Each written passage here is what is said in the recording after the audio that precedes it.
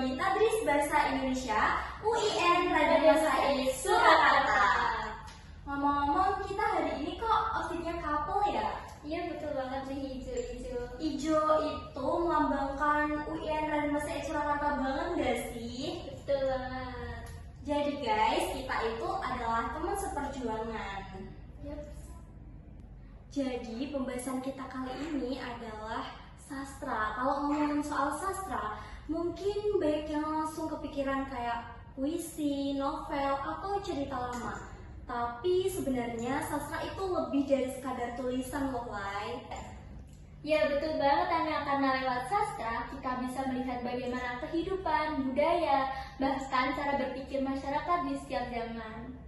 Nah, di episode kita kali ini kita itu bakal ngobrol santai tentang sastra akademik, eksperimentasi, puisi modern, dan juga pengadilan puisi. Tapi biar kita nggak terlalu serius, kita ngobrolnya santai aja ya. Betul Ana, jadi bentuknya ngobrol santai dan saling tanya jawab. Oke, selanjutnya kita akan masuk ke materi yang pertama. Sastra akademik itu apa sih? Kedengarannya kayak berat banget gitu loh. Nggak seberat itu kok Ana. Intinya sastra akademik itu cara membahas karya sastra secara ilmiah. Jadi bukan cuma membaca novel atau puisi terus bilang wah bagus, tapi dianalisis pakai teori dan metode tertentu.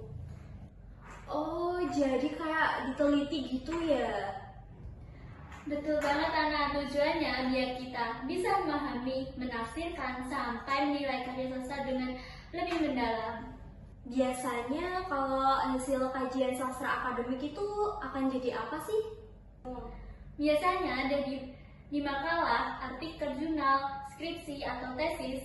Jadi anak kuliah itu pasti sering banget ketemu sama hal itu.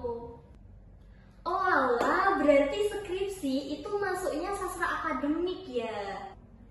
Nah terus di sastra akademik itu kayak ada cabang-cabangnya nggak?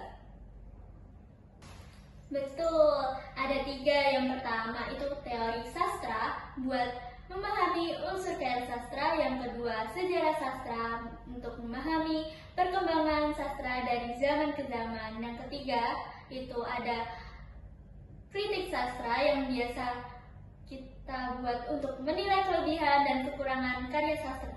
Nah, sekarang kita akan pindah ke puisi modern. Eksperimentasi puisi itu apa sih? Jadi gini, penyair modern itu gak terlalu terikat sama aturan lama. Kayak pantun atau syair, dulu kan harus punya pola-pola tertentu kan. Nah mereka itu bebas berekspresi supaya puisinya itu lebih unik dan juga punya makna yang lebih mendalam. Berarti lebih bebas gitu ya? Iya bener banget, misalnya dari pemilihan kata atau diksi. Mereka itu bisa pakai bahasa sehari-hari kayak istilah ngobrolan-obrolan kita. Bahkan kata ilmiah juga bisa, jadi nggak terikat dengan aturan lama. Kalau gaya bahasanya itu gimana sih? Banyak banget dong, ada metafora, ada perumpamaan, ada personifikasi, majas yang dilebih-lebihkan itu kayak hiperbola, dan juga simbol-simbol tertentu itu biar puisinya tuh makin menarik dan maknanya juga yang pastinya lebih dalam gitu. Nah, aku tuh sering banget dengar istilah tipografi puisi, tapi sebenarnya tuh apa ya?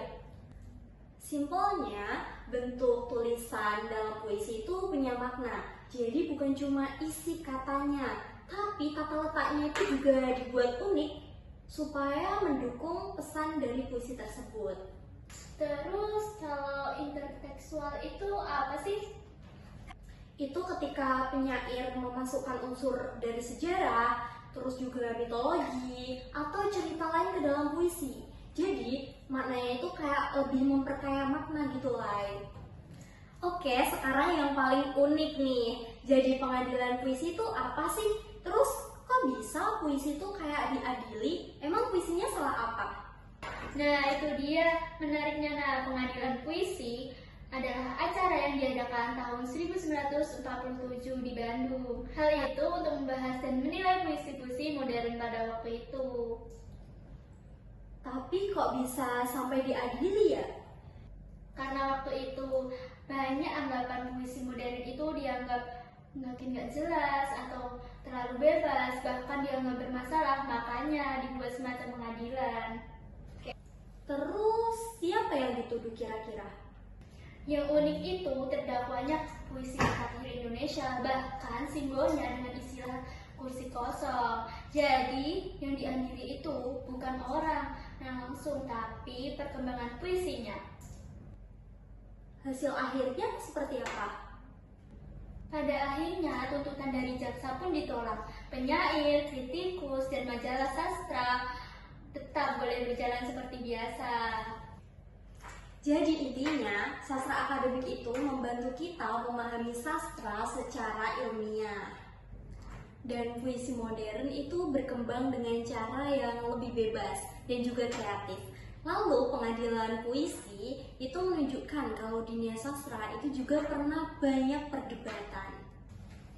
Oke, mungkin itu dulu pembahasan dari kami. Kalau teman-teman masih bingung, boleh banget tuh di chat di kolom komentar. Betul banget, nanti kita akan balas satu persatu ya Alay.